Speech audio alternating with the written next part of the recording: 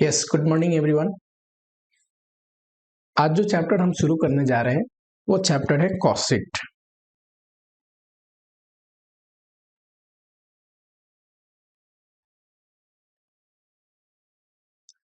अगर हम CA intermediate की बात करें तो इसका वेटेज है 10 मार्क्स का। एंड मजे की बात यह है कि हर एक अटेम्प्ट में ये क्वेश्चन आता है। इस चैप्टर से हर एक अटेम्प्ट में 10 मार्क्स का क्वेश्चन आया हुआ है। जब से मई 2018 से नया सिलेबस डिजाइन है, सब अटेम्प्ट में क्वेश्चन पूछता है।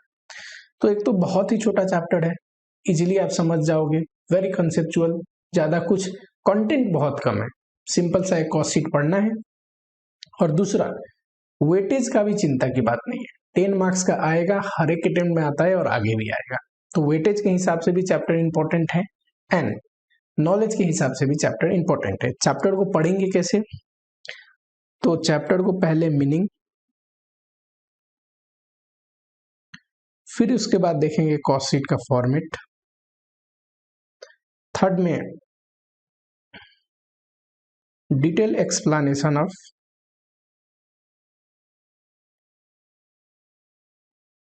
ईच कंपोनेंट या फिर एलिमेंट लिख लो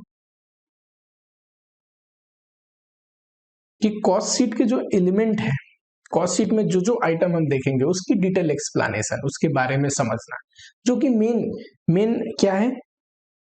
तो मेन ये थर्ड पोर्शन है। अगर ये आपको समझ में आता है तो कॉस्ट शीट चैप्टर समझ में आता है। एंड ये सारे समझने के बाद अगला क्या है? Practical questions. ठीक है, चलो कॉस्ट शीट का पहले मीनिंग समझते हैं। देखो,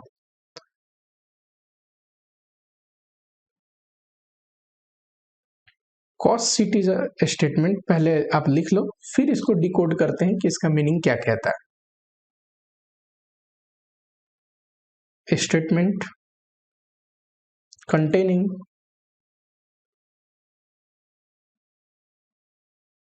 detailed information about cost of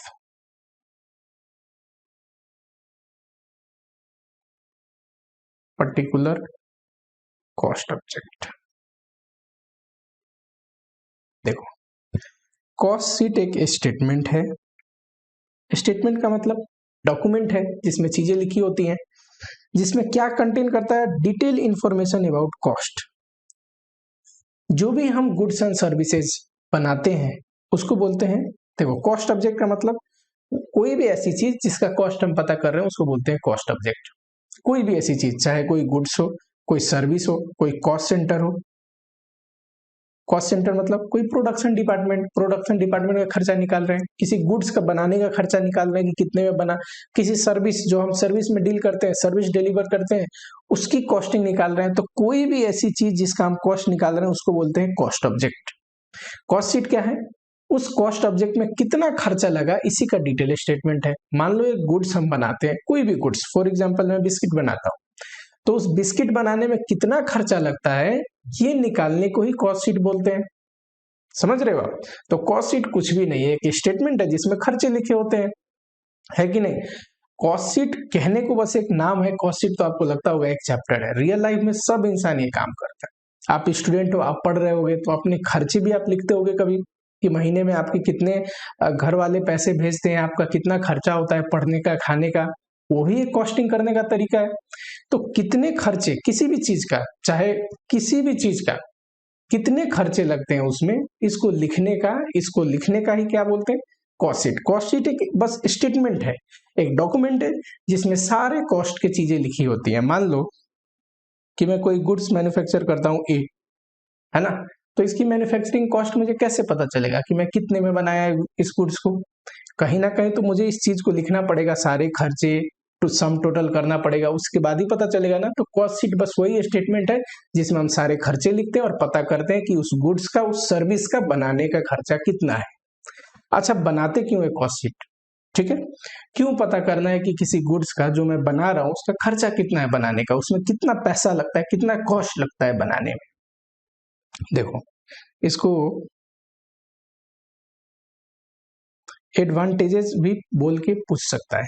cost sheet बनाने के फायदे, पहला फायदा तो ये कि खर्चे निकालेंगे तभी तो हमें पता चलेगा पर यूनिट मैन्युफैक्चरिंग कॉस्ट कितना है। जो चीज मुझे बना के बेचना है वो पता करने के लिए कि कितने में बन रहा है, कितने खर्चे में बन रहा है, कॉस्ट शीट बनाना पड़ेगा। दूसरा एडवांटेज, लिखने की जरूरत नहीं, पूरी थ्योरेटिकल पोर्शन आपके बुक में कवर्ड है, बस आप सुनो समझो, फॉर्मेट पे ध्यान देना है एंड प्रैक्टिस करना है, ठीक है। दूसरा, to determine the selling price, देखो आपको कोई भी चीज बना के अगर बेचना है तो पहले तो खर्चा पता होना चाहिए ना, उसके बाद ही तो सेलिंग प्राइस पता करोगे। मान लो आप कोई चीज बना रहे हो 90 में सेल करने शुरू कर दिए बिना कॉस्टिंग करे, और पता चला बनाने का खर्चा 120, तो आपको तो लॉस हो जाएगा ना, पर यूनिट 3 रुपया का। तो ये कैसे लॉस से बचा जाए, पहले हमें कॉस्ट पता होना चाहिए कि बनाता कितने में हो, फिर उसमें अपना प्रॉफिट जोड़ूंगा और बेचूंगा, है कि नहीं। थर्ड, कॉस्ट कंट्रोल, देखो कॉस्ट शीट आप बनाओगे, खर्चे पता चलेगा, तो उस कॉस्ट को आप कंपेयर कर सकते हैं। किससे कंपेयर कर सकते हैं, अपने पास्ट के खर्चे से भी कर सकते हैं कि पहले कितने में बनाता था अब कितने में बना रहा हूं, है ना। अपने इंडस्ट्री से भी कर सकते हैं कि हमारे जैसे ही लोग, जो चीज मैं बना रहा हूं वही चीज मेरे कंपटीटर कितने में बना रहे हैं। और कॉस्ट कंपैरिजन से हमें क्या कर मिलता है, तो कॉस्ट कंपैरिजन करने से हमें कॉस्ट कंट्रोल करने को मिलता है ना। जब हमें पता होगा कितने में बना रहा हूं और सही में वो महंगा बना रहा हूं कि सस्ता बना रहा हूं, उसके बाद ही तो मैं कंट्रोल करने पे ध्यान दूंगा, है कि नहीं। बहुत सारे चैप्टर हम कॉस्टिंग में पढ़ेंगे, कॉस्ट कैसे कंट्रोल करना है, पर कॉस्ट शीट से हमें क्या पता चलता है कि कॉस्ट जो हम बना रहे हैं उसको हम कंपेयर करके पता कर सकते हैं कि महंगे में बना रहे हैं कि सस्ते में बना रहे हैं। अगर महंगे में बना रहे हैं तो कैसे से कैसे कॉस्ट कंट्रोल किया जाए, समझ में आ रहा है। चलो, ये है कॉस्ट शीट। फॉर्मेट देखो, आप लिखो एक कॉस्ट शीट, जिस भी मंथ का, देखो पूरे साल का भी बना सकते हैं, एक पर्टिकुलर महीने का भी बना सकते हैं, एक पर्टिकुलर वीक का भी बना सकते हैं, जो भी दिया होगा। मान लो मंथ का दिया है तो फॉर द मंथ ऑफ, जो भी है, जनवरी फरवरी अप्रैल, है ना।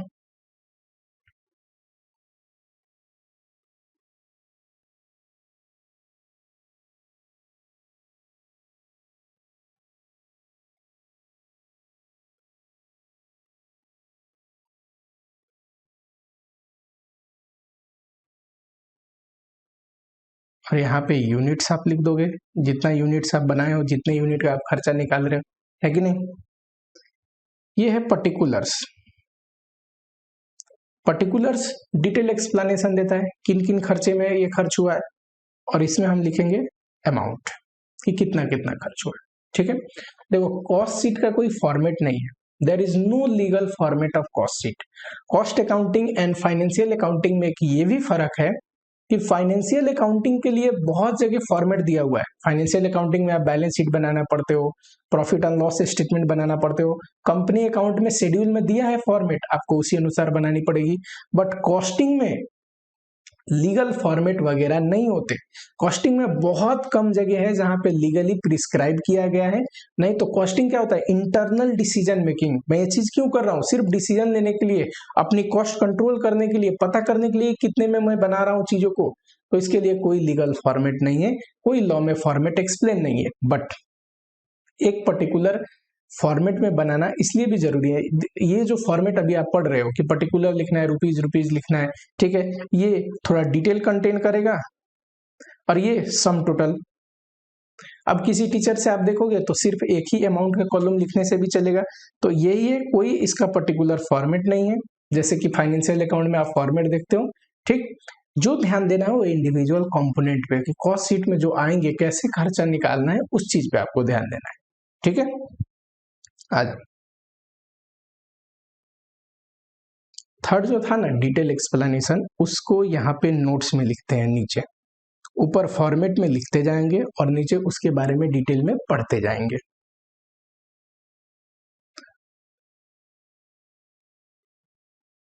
सबसे पहले देखो डायरेक्ट और इनडायरेक्ट खर्चे क्या होते हैं। कॉस्ट जो है ना वो दो किस्म के हो सकता है, एक तो डायरेक्ट, एक इनडायरेक्ट।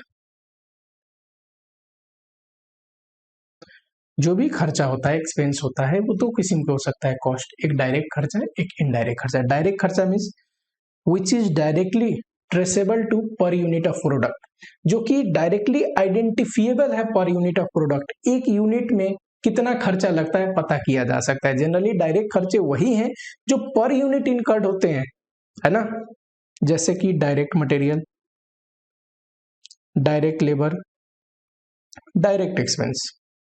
इनडायरेक्ट खर्चे का मतलब है वो खर्चे जो पर यूनिट नहीं, इन टोटालिटी में इनकर्ड होते हैं। हम यूनिट पे जरूर बांट देते हैं पर यूनिट इनकर्ड नहीं होते ये खर्चे।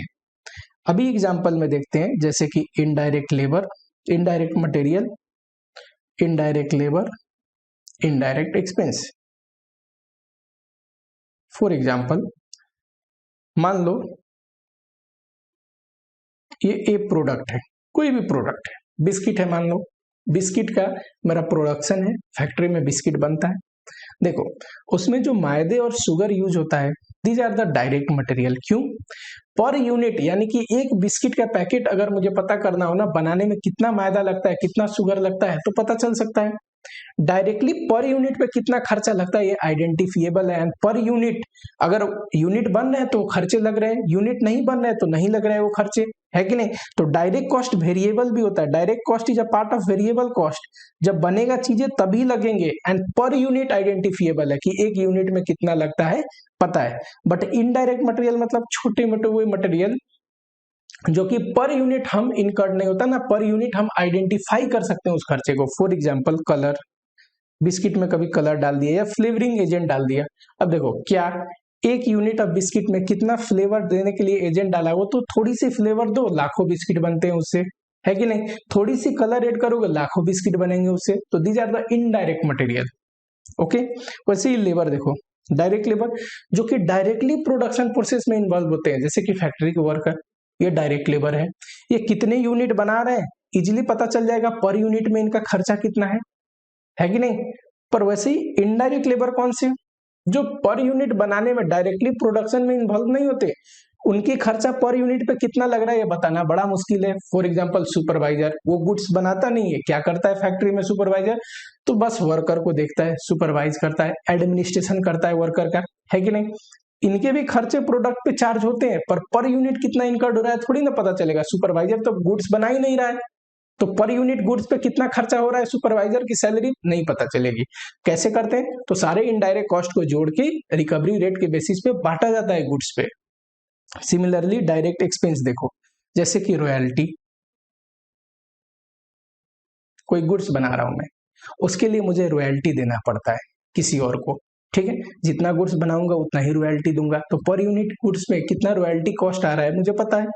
पर वही इनडायरेक्ट एक्सपेंस जैसे कि फैक्ट्री का रेंट, एक यूनिट बनाने में फैक्ट्री का रेंट थोड़ी ना इनकर्ड होता है, रेंट तो रेंट है, खर्चा उतना लगेगा ही, खर्चा फिक्स है।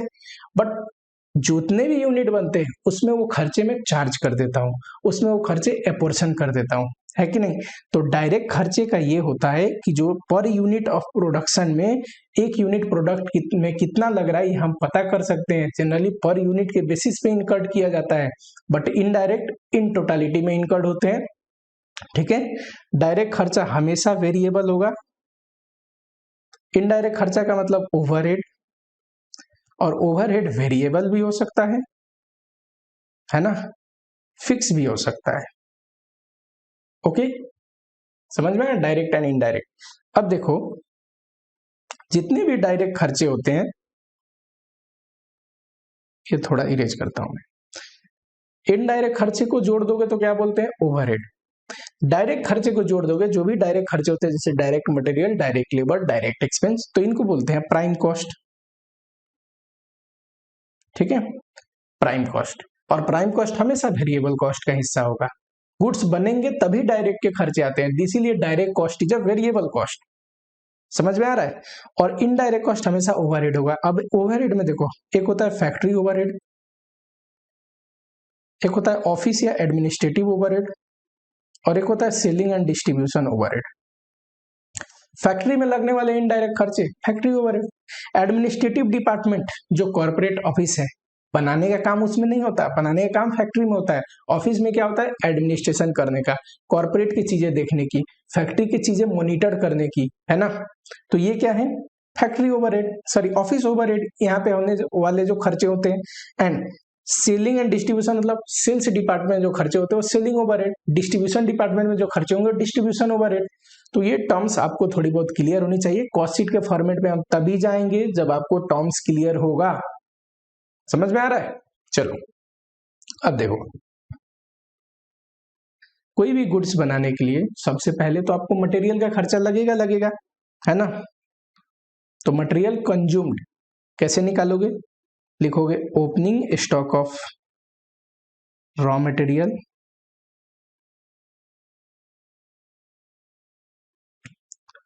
ऐड कर दोगे क्या, रॉ मटेरियल परचेज्ड, पूरा लिख लेना आप रॉ मटेरियल परचेज, मैं सिर्फ परचेज लिख रहा हूं, और लेस करोगे क्या, closing stock of raw material. तो ये क्या आ जाएगा, ये आ जाएगा रॉ मटेरियल कंज्यूम्ड।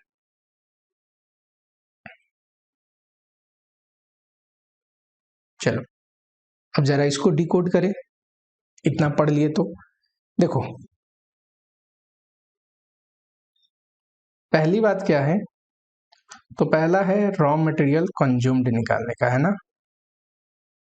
देखो कैसे निकल रहा है सर, ओपनिंग स्टॉक में परचेज जोड़ेंगे, ओपनिंग हमारे पास कुछ मटेरियल था, परचेज करके आए और ऐड हो गया, और साल के लास्ट में कुछ मटेरियल बच गया, मंथ के लास्ट में कुछ मटेरियल बच गए, तो बचा हुआ क्या हुआ, प्रोडक्शन में कंज्यूम्ड हो गया, प्रोडक्शन में यूज हो गया, माइनस क्लोजिंग स्टॉक। ठीक है, शॉर्टकट में लिख रहा हूं मैं, ठीक है।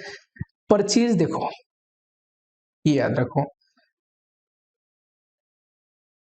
अब आएगा आपको थोड़ी बहुत, और भाई चैप्टर्स में जो पढ़े उसकी नॉलेज यहाँ पे काम। किसी भी मटेरियल को परचेज करके ले आते हैं तो उसके कॉस्ट में क्या क्या जोड़ते हैं बताओ, चैप्टर नंबर 1 मटेरियल कॉस्टिंग में बताए थे। सिर्फ परचेज प्राइस नहीं सर, कोई ट्रेड डिस्काउंट है तो घटानी पड़ेगी, ट्रेड डिस्काउंट है, वॉल्यूम डिस्काउंट है, वॉल्यूम रिबेट बोले, है ना। और जो भी प्रेजेंट लोकेशन तक लाने वाले खर्चे हैं, लोडिंग अनलोडिंग फ्रेट इंश्योरेंस, सब जोड़ना पड़ेगा। कोई जीएसटी वगैरह है या टैक्स वगैरह है तो क्या करेंगे, अगर उसका इनपुट मिलता है तो नहीं जोड़ेंगे, नहीं मिलता है तो वो भी खर्चे में जोड़ेंगे। तो याद रहेगा आपको परचेज में क्या क्या लेना है। तो परचेज में एक तो परचेज प्राइस लेना ही है, साथ में क्या लेना है, लोडिंग अनलोडिंग फ्रेट इंश्योरेंस, है ना। अच्छा जीएसटी वगैरह बोले तो कब लेंगे, अगर नॉन रिफंडेबल हो तो, रिफंडेबल हो तो नहीं लेंगे, ऑलरेडी ले रखा है बोल रहा है रिफंडेबल है तो घटा देंगे, है ना। और लेस क्या करते हैं, ट्रेड डिस्काउंट, है ना। ऐसे करके अपना आता है रॉ मटेरियल परचेज का वैल्यू। समझ में आ रहा है, ये मैं अच्छे से यहाँ पे आप लिख लेना प्रेजेंट करके 1 2 3 4, पर डिटेल में हमने मटेरियल कॉस्टिंग में पढ़ा है तो यहाँ वापस से रिपीट करने का कोई बात नहीं। आपको सिर्फ याद रखना है इन चीजों को कि परचेज में ये सब जोड़ेंगे और ये घटाएंगे। समझ में आता है।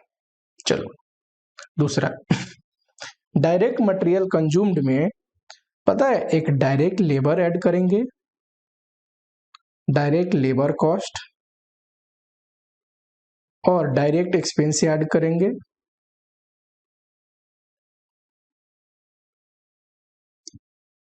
तो ये पता है क्या आ जाता है बताओ, डायरेक्ट तीनों, direct material, direct labour, direct expense जोड़ने के बाद क्या आता है, मैंने अभी बताया prime cost. Prime cost is a part of variable cost, क्यों, यूनिट ऑफ प्रोडक्शन होंगे तभी ये लगेगा, इसीलिए वेरिएबल है। तो इन तीनों को जोड़ दोगे तो क्या आ जाएगा, direct material, direct labour and direct expense, अभी हमने पढ़ा है ना प्राइम कॉस्ट। चलो थोड़ा इसके बारे में भी अब डिटेल देखते हैं। Note number 2, direct labour.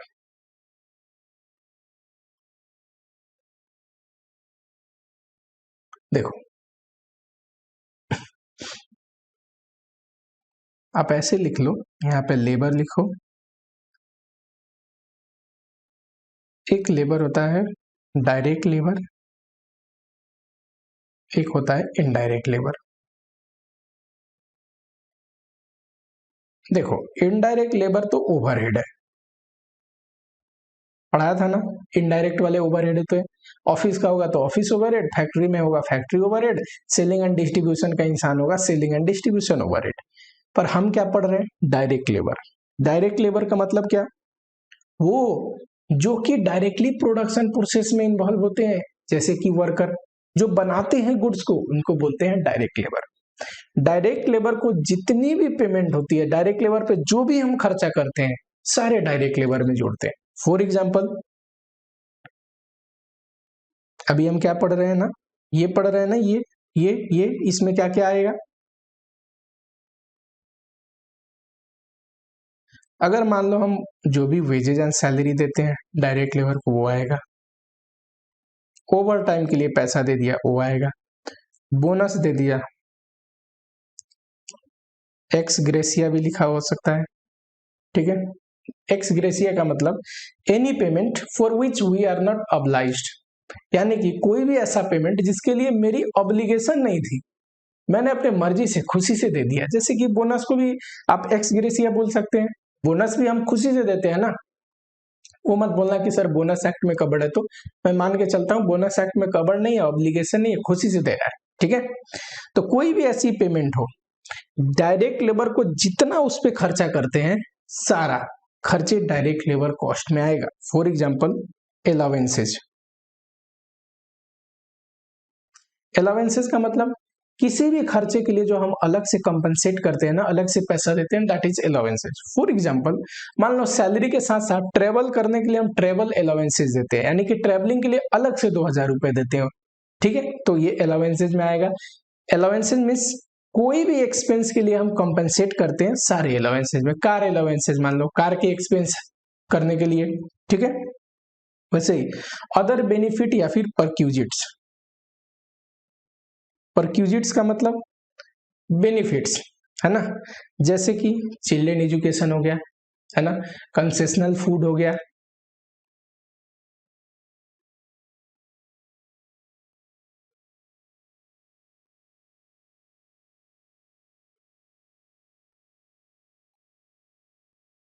Medical facilities हो गई, इटीसी। परक्यूजिट मीन्स जितने भी हम बेनिफिट देते हैं ना, सुख सुविधाएं, जिसके लिए एम्प्लॉयर, मान लो मेरी वर्कर है, उसके लिए मैं खर्चा कर रहा हूँ, घर दे दिया हूँ रहने के लिए, बच्चों के लिए स्कूलिंग दे दिया हूँ, उसके लिए मैं पे करता हूँ, सारे सुख सुविधाएं का खर्चा जो एम्प्लॉयर उठाता है फैक्ट्री वर्कर के लिए, वर्कर के लिए, सारे डायरेक्ट लेबर कॉस्ट में आएगा। याद रहेगा क्या। अलावेंसेज मतलब, अलावेंसेज मतलब कोई भी उसके एक्सपेंस के लिए मैं कंपेंसेट कर रहा हूं, मान लो ट्रेवलिंग के लिए अलग से पैसा दे रहा हूं 2000 सैलरी के एक्स्ट्रा, ट्रेवलिंग अलावेंसेज। एग्जांपल में लिख लो एक,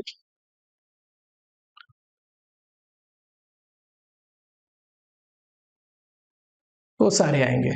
प्लस कई बार एम्प्लॉयर एम्प्लॉय की लॉन्ग टर्म बेनिफिट के लिए भी कुछ खर्चे करते हैं। फॉर एग्जांपल देखो, ईपीएफ हो गया, पीएफ हो गया, ग्रेचुटी हो गया, या फिर वेलफेयर फंड है वर्कर्स के लिए वेलफेयर फंड बना हुआ है, उसमें एम्प्लॉयर अगर कंट्रीब्यूशन देता है एम्प्लॉय की बेनिफिट के लिए, तो सारे आएंगे। तो ईपीएफ, पीएफ हो गया, वेलफेयर फंड हो गया, इन सब का क्या, एम्प्लॉयर कंट्रीब्यूशन जो भी है, सारा खर्चा है, सारा आएगा। समझ रहे हो। तो डायरेक्ट लेबर में क्या क्या आएगा, देखो यहाँ पे मैंने शॉर्टकट में लिख दिया इतना, पर इसमें खर्चे क्या क्या आएंगे नीचे हम लिख रहे हैं डिटेल में। चलो अब डायरेक्ट एक्सपेंस देखते हैं। थर्ड में है डायरेक्ट एक्सपेंस। डायरेक्ट एक्सपेंस मतलब वो खर्चे जो पर यूनिट ऑफ प्रोडक्शन से रिलेटेड, डायरेक्टली प्रोडक्शन से रिलेटेड खर्चे हैं, ठीक है, और पर यूनिट ऑफ प्रोडक्शन में इनकर्ड होते हैं, यानी कि पर यूनिट कितना वो खर्चा लग रहा है हमें पता होता है। जैसे कि यूनिट बनाते हैं तो उसके लिए रॉयल्टी पे करते हैं, ये हो गया। कोई मशीनरी है उसका हायर चार्जेज ऑफ इक्विपमेंट्स। देखो जो भी आइटम हम लिख रहे हैं यहाँ पे, ये सारे आइटम आपको बुक में भी डिटेल में जब चैप्टर पढ़ोगे तो लिखा हुआ मिल जाएगा। प्रॉब्लम ये है कि अगर आप लॉजिक से चीजों को समझो ना, तो कोई ऐसी आइटम है जो लिखा हुआ नहीं है, मान लो मैंने यहां नहीं लिखा पर स्टिल एग्जामिनेशन में आ गया, आप कर सकते हो। बताओ, जिस बच्चे को पता हो कि अरे डायरेक्ट लेबर को देने वाले सारे खर्चे चाहे किसी भी नाम से हो, किसी भी रूप में डायरेक्ट लेबर कॉस्ट में आएगा, वो कंफ्यूज होगा क्या? नहीं होगा। तो इसीलिए आपको एक्सपेंस का नाम याद करने से बेहतर है कि वो तो करना ही करना है, उसका भाव याद करना है ना। थर्ड में बताओ, मान लो कोई स्पेसिफिक सॉफ्टवेयर यूज होता है बनाने के लिए,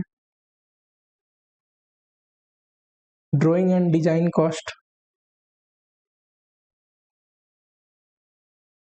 है ना, टेक्निकल फी, जॉब वर्कर के चार्जेज।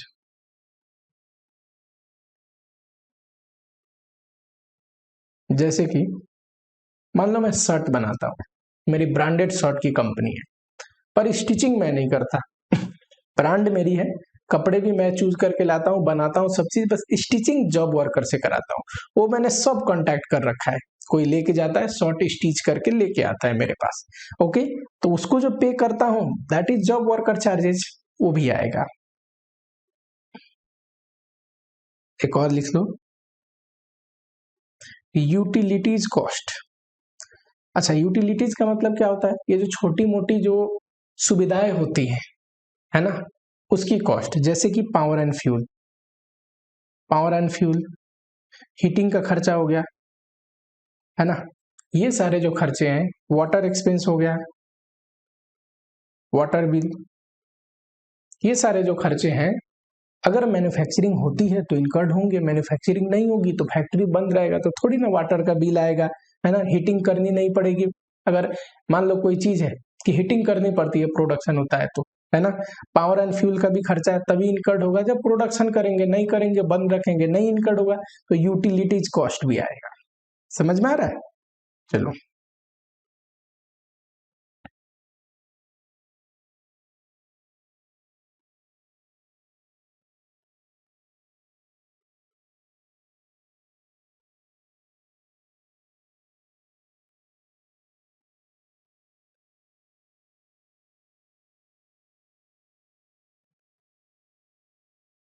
प्राइम कॉस्ट में अब सारे ओवरहेड जोड़ने हैं, बट एक तरीके से जोड़ने हैं। पहले फैक्ट्री ओवरहेड ऐड करोगे आप, factory overhead,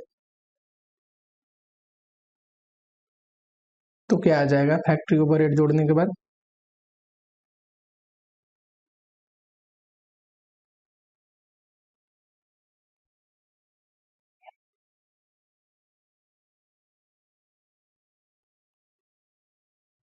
gross factory cost.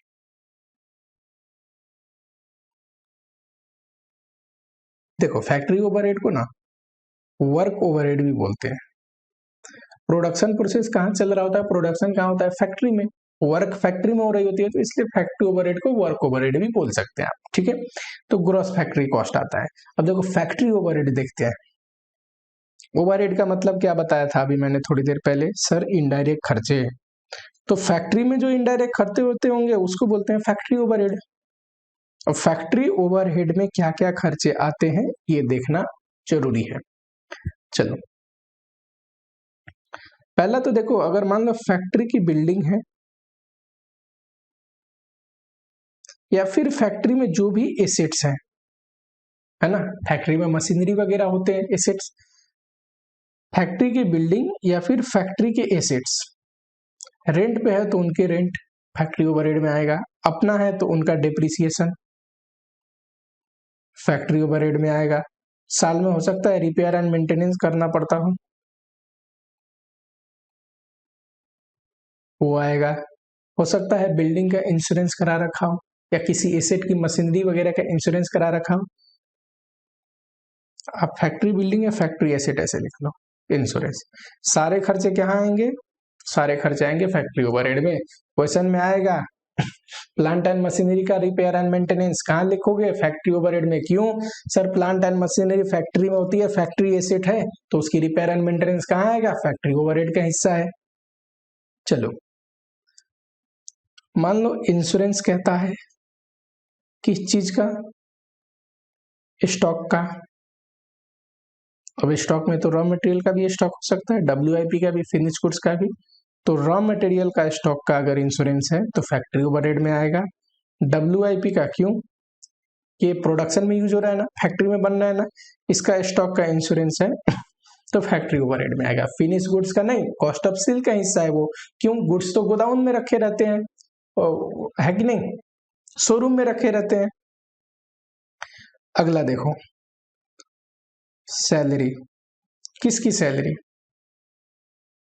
Direct labour तो नहीं क्योंकि वो ऊपर आ गया, फैक्ट्री में जो लेबर काम करते हैं। फिर फैक्ट्री में क्या कोई ऐसी भी इंसान काम करता है लेबर को छोड़ के, सुपरवाइजर होता है इन लेबर को सुपरवाइज करने के लिए, कई बार सुपरवाइजर रखना पड़ता है, नहीं तो लेबर अच्छे से काम ही नहीं करेंगे, 2 घंटे काम करेंगे, 4 घंटे बैठ के समय निकाल लिए तो सुपरवाइजर की सैलरी फैक्ट्री ओवरहेड में आएगा। एक फोरमैन भी होता है फैक्ट्री में। देखो, अगर आप लिटरेचर डेफिनेशन देखते हो फोरमैन का, बुकिश डेफिनेशन, तो वो भी वही है, जो एम्प्लॉय को सुपरवाइज करते हैं उसको फोरमैन बोलते हैं। बट एक जो जनरल लोकल लैंग्वेज में जो डेफिनेशन बोलते हैं कि लोग जो यूज करते हैं फोरमैन, वो किसके लिए यूज करते हैं, तो जनरली मशीनरी वगैरह को जो सुपरवाइज करते हैं, छोटे मोटे चीज कर सकते हैं वो, रिपेयर सुपरवाइज करते रहते हैं, उनको फोरमैन बोलते हैं, है ना। उनकी सैलरी, तो फोरमैन की सैलरी बोले, सुपरवाइजर की सैलरी बोले, ठीक। कहां ले रहा है, फैक्ट्री ओवरहेड में। अगला खर्चा, कंज्यूमेबल्स, कंज्यूमेबल मतलब इनडायरेक्ट मटेरियल, हमने पढ़ा था ना, इनडायरेक्ट मटेरियल भी ओवरहेड का हिस्सा है, तो छोटे मोटे कंज्यूमेबल्स जो यूज होते हैं वो। अगला, amortisation of jigs, tools, tools वगैरह का एमोटाइजेशन, डेप्रिसिएशन, ये सारे फैक्ट्री ओवरहेड में आएंगे। आ जाओ ऊपर, अपना फॉर्मेट कंटिन्यू करते हैं। फैक्ट्री ओवरहेड के बाद इसको क्लोज नहीं करना है, इसमें ऐड करेंगे आप ओपनिंग स्टॉक ऑफ WIP और लेस करोगे क्लोजिंग स्टॉक ऑफ WIP। तो ये आ जाएगा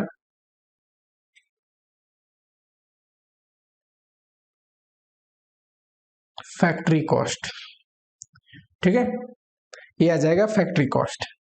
यहाँ पे एक छोटा सा नोट्स लिख लो पहले, क्लोजिंग स्टॉक मान लो दिया नहीं है ना, यूनिट में दिया है, रुपीज में नहीं दिया है, तो वैल्यू करना पड़ेगा, valued on gross factory cost.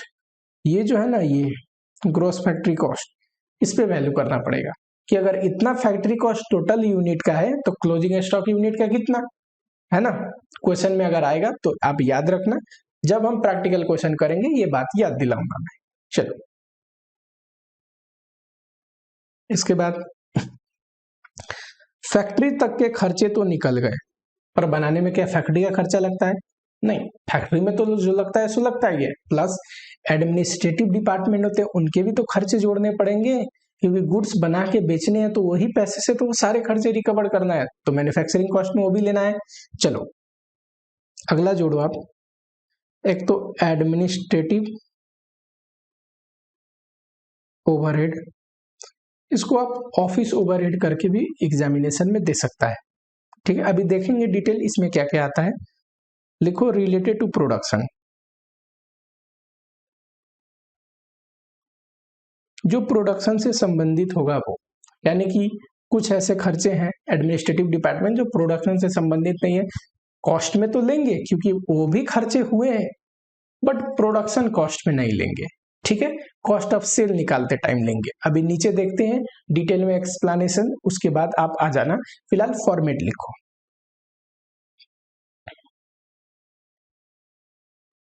Quality control का खर्चा, research and development cost, primary packing,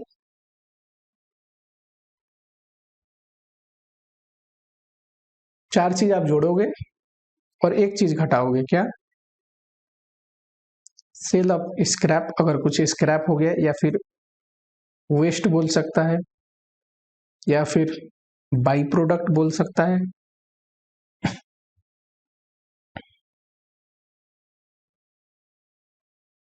चार चीज जोड़ोगे और ये घटाओगे तो ये आ जाएगा कॉस्ट ऑफ प्रोडक्शन।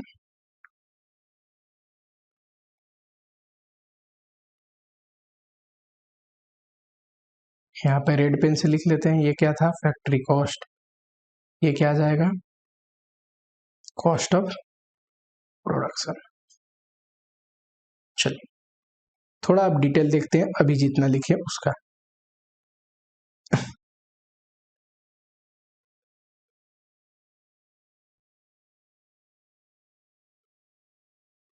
देखो पैकिंग ना दो किस्म का होता है, एक प्राइमरी पैकिंग, दूसरा होता है सेकेंडरी पैकिंग।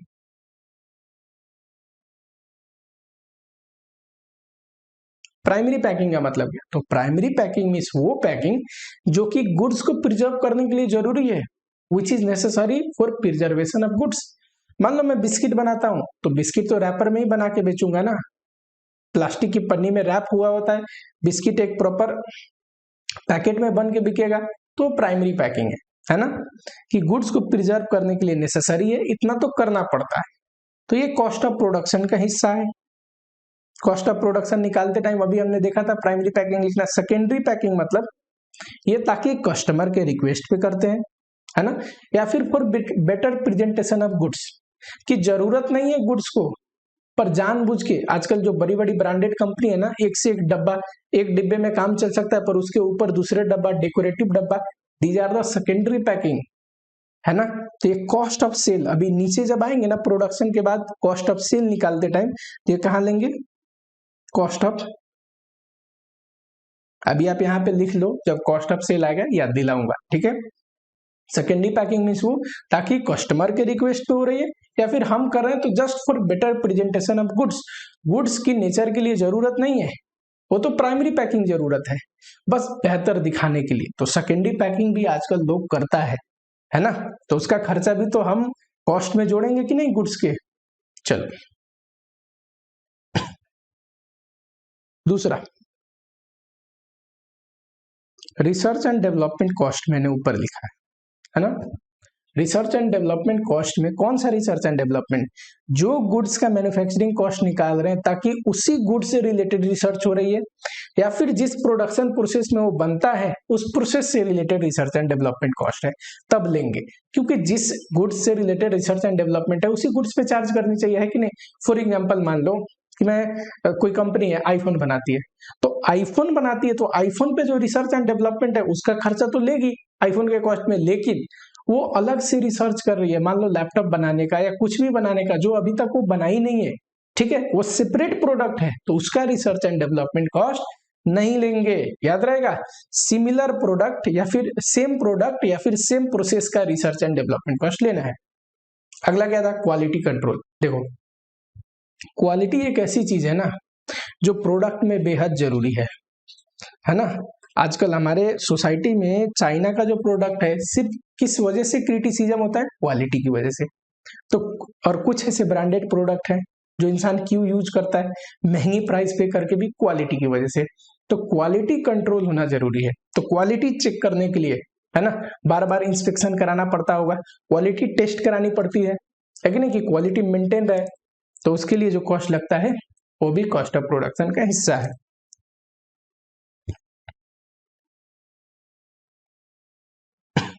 उसके बाद क्या था, एडमिनिस्ट्रेटिव ओवरहेड, जिसको हम ऑफिस ओवरहेड भी बोलते हैं। ये प्रोडक्शन से रिलेटेड भी हो सकते हैं, रिलेटेड टू प्रोडक्शन, और ये जनरल एडमिनिस्ट्रेटिव ओवरहेड भी हो सकते हैं। अभी देखो कॉस्ट ऑफ प्रोडक्शन में हमें कौन सा लेना है, आ जाओ ऊपर आ जाओ, कॉस्ट ऑफ प्रोडक्शन में हमें कौन सा लेना है बताओ सर, रिलेटेड टू प्रोडक्शन, वही एडमिनिस्ट्रेटिव ओवरहेड जो प्रोडक्शन से रिलेटेड है वो लेना है। और जनरल वाला कहाँ लेना है, अभी नीचे आएगा ना कॉस्ट ऑफ सेल निकालते टाइम, वहां पे लेंगे, है ना। क्या होता है ये जनरल और रिलेटेड टू प्रोडक्शन,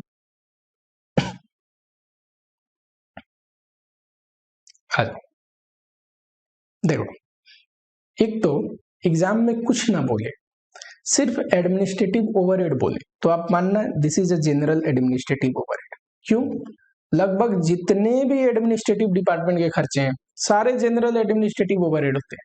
कुछ ही है जो प्रोडक्शन से रिलेटेड एडमिनिस्ट्रेटिव डिपार्टमेंट के खर्चे हैं, क्योंकि एडमिनिस्ट्रेशन डिपार्टमेंट का काम डायरेक्टली रिलेटेड टू प्रोडक्शन तो है नहीं। वो कॉर्पोरेट चलाते हैं, एडमिनिस्ट्रेशन करते हैं, एक नहीं होता हेड ऑफिस बैठ के सब चीज को मैनेज करती है। वही वाली बात है कि एडमिनिस्ट्रेटिव डिपार्टमेंट प्रोडक्शन डिपार्टमेंट को बस मैनेज करवाती है कि नहीं? देखो प्रोडक्शन से रिलेटेड कौन से हो सकते हैं, जैसे प्रोडक्शन मैनेजर की सैलरी। अब मैनेजर की सैलरी आएगा तो एडमिनिस्ट्रेटिव ओवरहेड में, क्योंकि वो मैनेजर है। फैक्ट्री का वर्कर होता तो कहां पे आता? डायरेक्ट लेबर में। सुपरवाइजर का कहां पे आता? फैक्ट्री ओवरहेड में। पर मैनेजर है तो कहां आएगा? एडमिनिस्ट्रेटिव ओवरहेड में। पर प्रोडक्शन से रिलेटेड मैनेजर है, दिन रात प्रोडक्शन से रिलेटेड ही चीजों में ध्यान देता है, प्रोडक्शन को एडमिनिस्ट्रेट करता है, तो क्या बोलेंगे? प्रोडक्शन मैनेजर की salary related to production. For example expense related to administration of factory या फिर प्रोडक्शन। कुछ ऐसे खर्चे जो प्रोडक्शन या फिर फैक्ट्री को एडमिनिस्ट्रेशन करने से डायरेक्टली रिलेटेड है, तो वो रिलेटेड टू प्रोडक्शन मान सकते हैं। बचा हुआ जितने भी एडमिनिस्ट्रेटिव डिपार्टमेंट के खर्चे हैं वो सारे क्या हैं? जनरल। फॉर एग्जाम्पल आ जाओ, इसको मैं नीचे एरो करता हूं, यहां पे लिखते हैं, ऊपर स्पेस नहीं था। ऑफिस हो गया या फिर एडमिनिस्ट्रेटिव डिपार्टमेंट हो गया, जो भी बोल सकता है एग्जामिनेशन में। वो अगर हमारी रेंट पे है तो उसका रेंट, अपनी है तो डिप्रिसिएशन, है ना, रिपेयर एंड मेंटेनेंस, उसका इंश्योरेंस। करेक्ट। अगला देखो, सैलरी। एडमिनिस्ट्रेटिव डिपार्टमेंट में जितने भी लोग करते हैं काम, सबकी सैलरी। अब बोले अकाउंटेंट की सैलरी इसी में आएगा, है ना। अकाउंटेंट की सैलरी किस में आएगा? जनरल एडमिनिस्ट्रेटिव ओवरहेड में, है ना। डायरेक्टर को रिन्यूमरेशन पे हुआ इसी में आएगा। ऑडिटर को पे हुआ कोई खर्चा, ऑडिटर को भी तो रिन्यूमरेशन देनी पड़ती है, इसी में आएगा, है ना। कोई लीगल एक्सपेंस किया इसी में आएगा। तो ये सारे खर्चे याद रहेगा। चलो अब आपको याद क्या रखना है कि रिलेटेड टू प्रोडक्शन वाला तो कॉस्ट ऑफ प्रोडक्शन में लेते हैं, और जनरल एडमिनिस्ट्रेटिव ओवरहेड कहाँ लेते हैं? कॉस्ट ऑफ सेल में। अभी कॉस्ट ऑफ सेल निकालते टाइम लूंगा तो याद दिलाऊंगा आपको, ठीक है। फॉर्मेट पे वापस आ जाओ। कॉस्ट ऑफ प्रोडक्शन आ गया। देखो मेरे पास तो यहाँ पे स्पेस की कमी हो रही है, चलो देखते हैं। फिर इसमें आप जोड़ो opening stock of finish goods और घटा दो closing stock of finish goods. अब पूरा फिनिश गुड्स लिखना, यहाँ पे स्पेस नहीं है, मैं शॉर्टकट में लिख देता हूं। तो ये आ जाएगा, इसको बोलते हैं कॉस्ट ऑफ गुड्स सोल्ड, ठीक है। इसमें ऐड करना है, पता है कॉस्ट ऑफ गुड्स सोल्ड में एक तो सेलिंग एंड डिस्ट्रीब्यूशन ओवरहेड, दूसरा एडमिनिस्ट्रेटिव ओवरहेड। अभी हमने देखा ना कौन सा? जनरल एडमिनिस्ट्रेटिव ओवरहेड, जनरल वो। थर्ड एक सेकेंडरी पैकिंग, प्राइमरी पैकिंग मैंने बताया था ऊपर आएगा, सेकेंडरी पैकिंग नीचे आएगा। वैसे ही administrative overhead related to production, cost of production निकालते टाइम आएगा ये, नीचे कॉस्ट ऑफ सेल निकालते टाइम आएगा पैकिंग। तो ये आ जाएगा कॉस्ट ऑफ सेल, कि जो भी गुड्स हम बेचे, जितना भी गुड्स, उसका कॉस्ट कितना है, और इसमें प्रॉफिट जोड़ दोगे तो ये आ जाएगा सेल्स।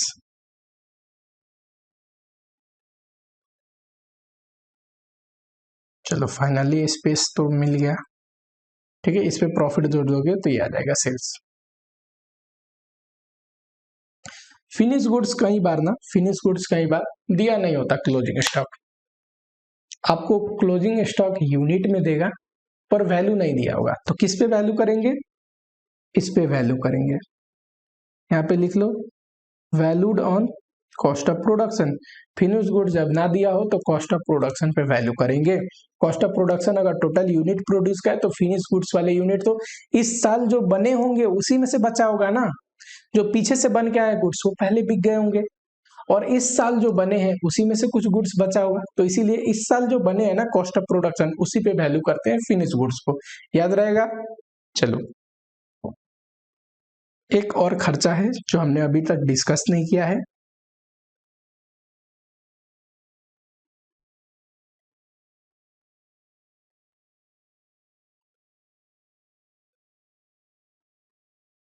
नंबरिंग अपना कैसा चल रहा था। 4 नंबर फैक्ट्री ओवरहेड,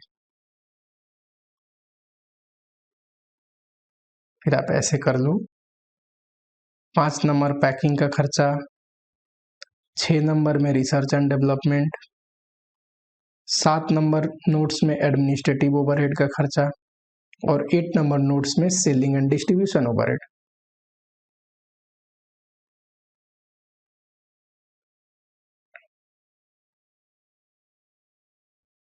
है ना। देखो सेल्स डिपार्टमेंट में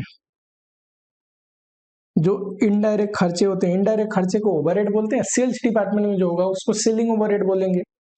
और डिस्ट्रीब्यूशन डिपार्टमेंट, सेल्स डिपार्टमेंट का काम है गुड्स को बेचना, डिस्ट्रीब्यूशन डिपार्टमेंट का काम क्या है, शोरूम से कस्टमर को गुड्स डिलीवर करना, डिस्ट्रीब्यूट करना, है ना। तो ये डिस्ट्रीब्यूशन डिपार्टमेंट है ना। डिस्ट्रीब्यूशन डिपार्टमेंट के जो खर्चे वो डिस्ट्रीब्यूशन ओवरहेड बोलते हैं। ये दोनों सेलिंग ओवरहेड और डिस्ट्रीब्यूशन ओवरहेड दोनों कहाँ लेना है, कॉस्ट ऑफ सेल निकालते time cost of goods sold निकाल दिया, उसके बाद selling and distribution overhead, secondary packing और एडमिनिस्ट्रेटिव ओवरहेड जनरल वाले लेने के बाद कॉस्ट ऑफ सेल आता है, यानी कि कॉस्ट ऑफ सेल का हिस्सा है ये दोनों, ठीक है। देखो सेल्स डिपार्टमेंट का कोई रेंट हो गया, सेल्स डिपार्टमेंट की रिपेयर एंड मेंटेनेंस हो गई, सेल्स डिपार्टमेंट की डिप्रिसिएशन हो गया, सेल्स डिपार्टमेंट की सैलरी हो गई, जैसे कि सेल्स मैनेजर की सैलरी बोला,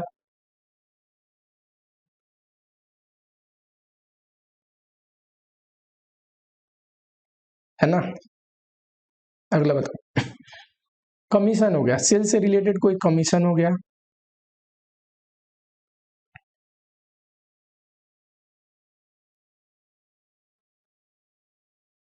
सेल्स से रिलेटेड कोई कमीशन हो गया, तो सेल्स डिपार्टमेंट जितने भी खर्चे होते हैं रेंट, रिपेयर, डेप्रिसिएशन, सेल्स में जो सैलरी होते हैं, सेल्स मैनेजर की सैलरी हो गई, एजेंट की कमीशन हो गया, ठीक है, सारे प्लस कुछ एडिशनल भी तो है, जैसे कि एडवर्टीजमेंट।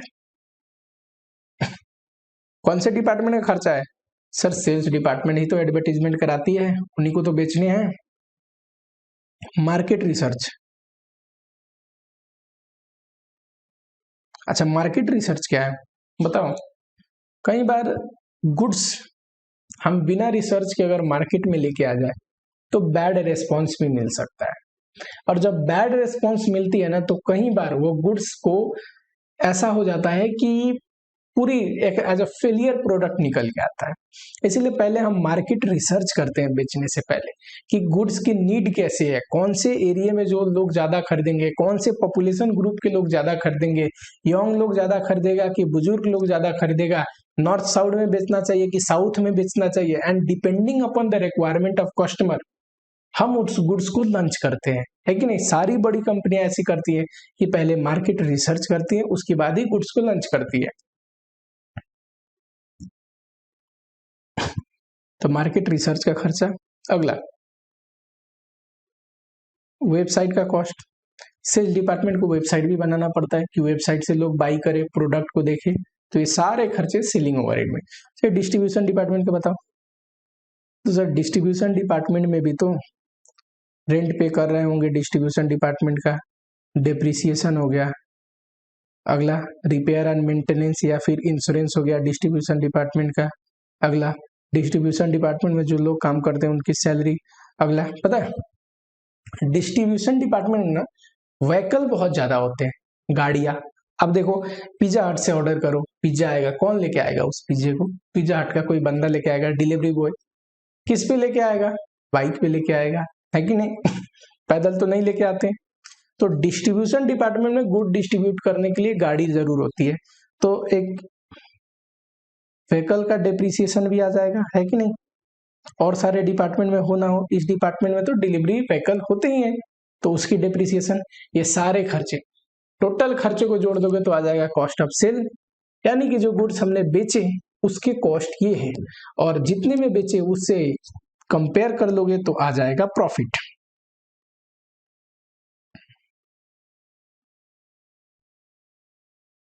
कॉस्ट ऑफ सेल, ये सेल, और बीच का क्या है?